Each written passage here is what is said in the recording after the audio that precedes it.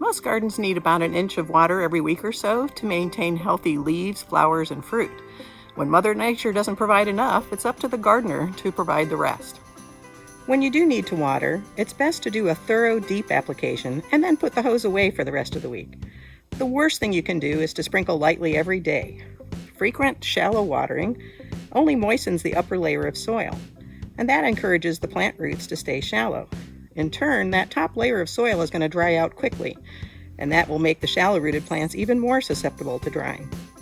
It's also possible to kill your plants with kindness.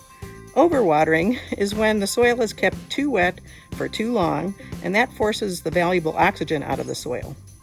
When heavy rains fall, or if thorough irrigation has been applied, don't water again until the soil begins to dry.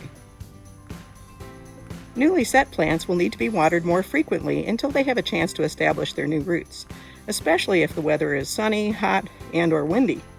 But as the new plants become established, try to cut back on the frequency of watering. Container gardens also need to be watered more frequently throughout the season.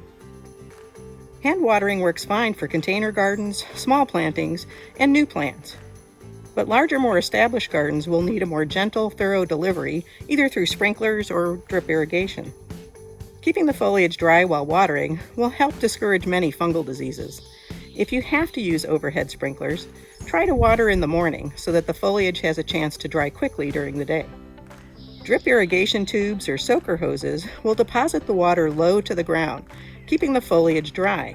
This is the most efficient way to deliver water only where it's needed. For more information on watering the garden, come visit Purdue Extension online.